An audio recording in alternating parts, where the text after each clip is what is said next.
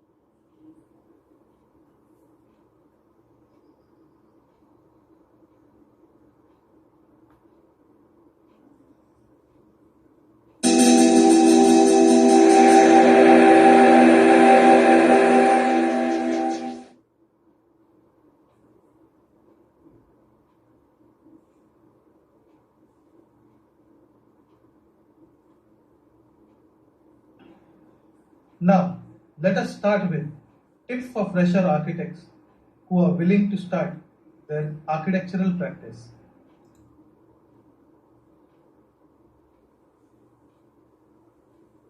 Professional practice. You all must have been through a professional practice. But always remember, you must learn as much as you can and try and make the most of this learning time. Acquiring knowledge of office functioning, which can only be gained by experience, will help you establish yourself early in your career. There are some mandatory registrations to be done. As per the Architects Act 1972, the registration with Council of Architecture entitles a person to practice the profession of architecture, provided he holds a certificate of registration with up-to-date renewals. The registration also entitles a person to use the title and style of architect. Optional registrations. If you intend to practice as a licensing architect, you need to submit your Council of Architecture registration to all the authorities. Like in Pune, we need to submit a Council of Architecture registration to Pune Municipal Corporation, Pune Metropolitan Regional Development Authority, that is PMRDA, and if you are practicing in some other town or state, you have to submit your Council of Architecture registration to the local authorities. Point number 4. Find the right mentor or the right organization. Mentors help you teach many things about the real practice of architectural design and construction, which you have never learned in the college. They may also help you to figure out and identify which areas of architectural practice you want to pursue. My mentor has always been Padma Bhushan architect Hafiz Contractor. As you may be aware that Sir Ratan Tata is also an architect. A very good quote by him: if you want to walk fast, walk alone. But if you want to walk far, walk together.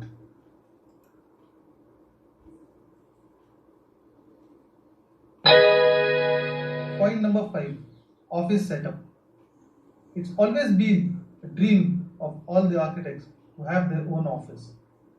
Try to design creative and productive workspace. Have good conference tables. Have drafting tables with shelves. Also, you can have workstations with comfortable seating, as we architects work for very long hours. Good furniture design helps minimize the health risks from sitting all day and can reduce back strain.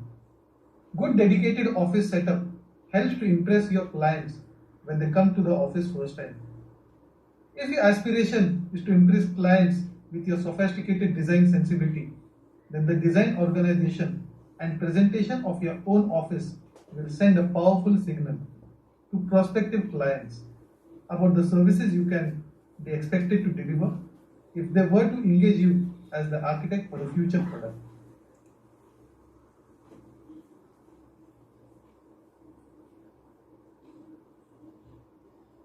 Point number 6: volunteer to build a bungalow.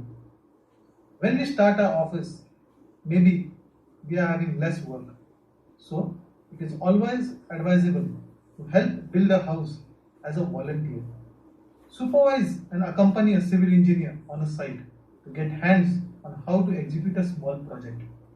But in reality, there's nothing like getting hands on experience under the leadership of an experienced contractor to learn about construction details on the site situations. It's also good establishing a relationship with new builders early on in your career too. It will prove to be very advantageous.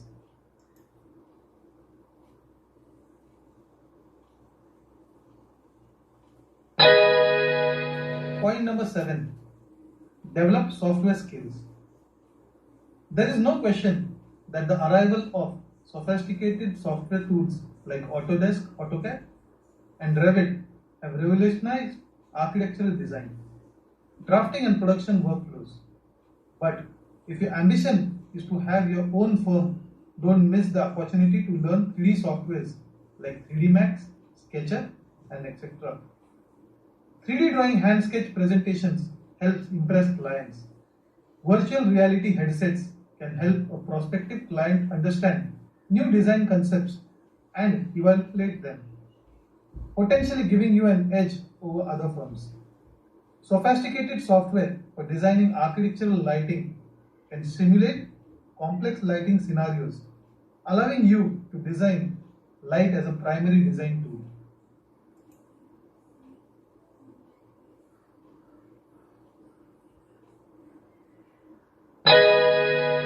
Point number 8: importance of graphic design. Somewhere along the way, many of us fail to learn basic graphic design. Nothing can undercut a great presentation faster than poorly composed designs with awkward typography. Another motive is that you take the time to learn how to use fonts and design elements to create an eye-catching, powerful graphic.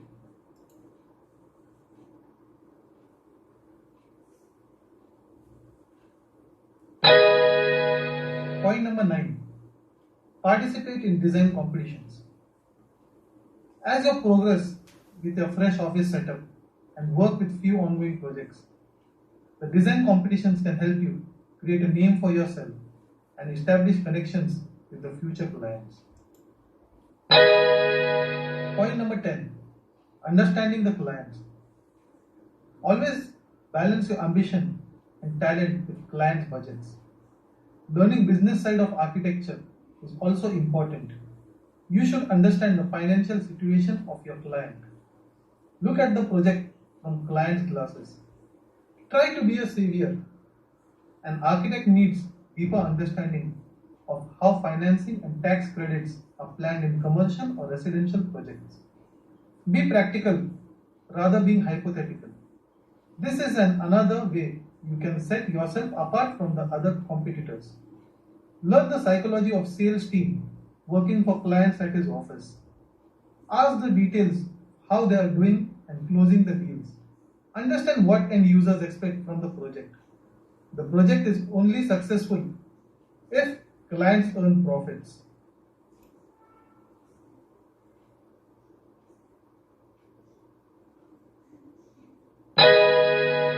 Point number 11, presentation skills. You need to learn to convince people that your design proposal is the best option. This is the skill for success. Improve your public speaking skills. Create presentations of your projects. Upload them on social media. Your prospect clients are watching. On YouTube, you can have a quick tour of recent TED conferences presentation videos to improve your presentation skills. To run your own successful architectural practice, you will need to find ways to connect with potential clients. Try and convince them to work with you. Don't charge initially for project presentations.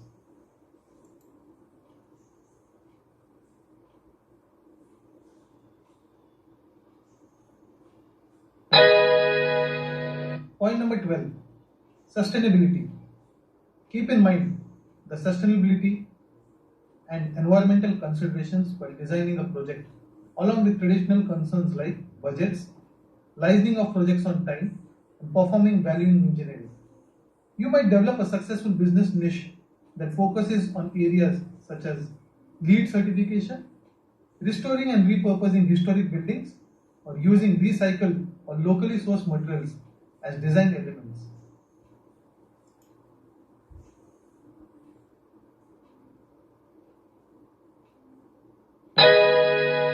Point number 13, educate clients. Educate clients on reducing building energy cost to the minimum with help of architectural design. How buildings are becoming a source of energy. Therefore, you need to expertise in thermodynamics, green energy, power storage systems, including of the grid solar system. This can also be an important aspect of increasing your business as a practicing architect. Design smart buildings are becoming more important as well. Automation promises a future with mechanized sensor that control mechanical systems like shutters, window openings that interact with the occupants of the smart building.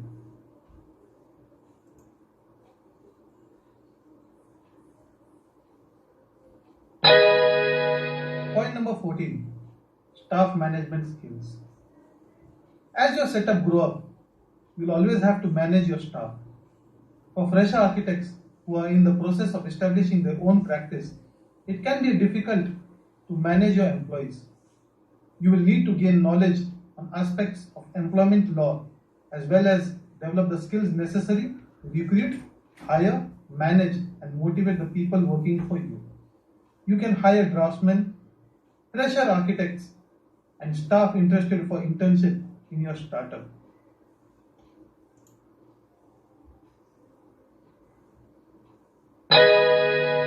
Point number 15, impression as an architect. It's true, your appearance and personal styling will impact the view of your competence. Would you trust a personal stylist that dresses like a slob or a hairstylist that wears perpetual bald head to provide the design services for you? No. Same goes for your prospects. Strong fashion game speaks to your design sense.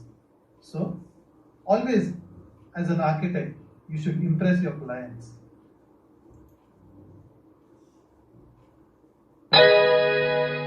Point number 16, finding right partners. It's not possible for one person to do all the things. However, the leader of an architectural firm should have gathered enough practical experience in these areas to be able to bring in suitable partners who are experts in their field to assist. Know your weaknesses and surround yourself with professionals that fill in the gaps to let you focus on your strengths. Few of the partners are 3D visualizers, RCC consultants, and surveyors.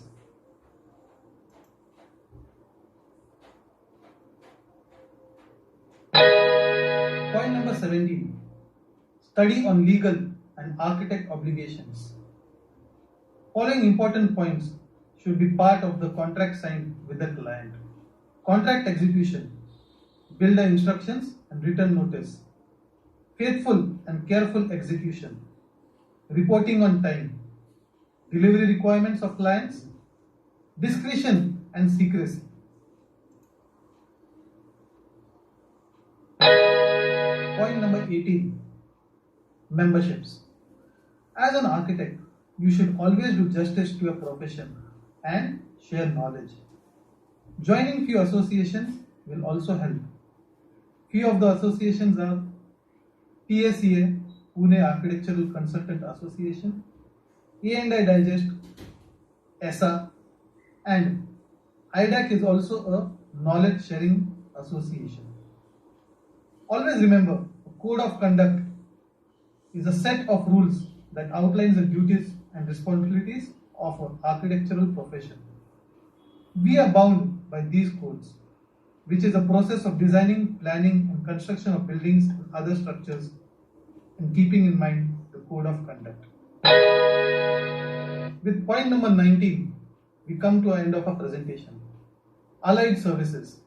Always remember, as an architect, you should be multi-talented. You can do interiors, landscape, graphic designing, sanctioning, and so on. So, don't forget to provide allied services with your architectural service as well. I hope all of you must have liked my presentation, and I would take this opportunity and conclude by a brilliant quote by Sir Ratan Tata. I don't believe in taking right decisions. I take decisions and then make them right. Thank you.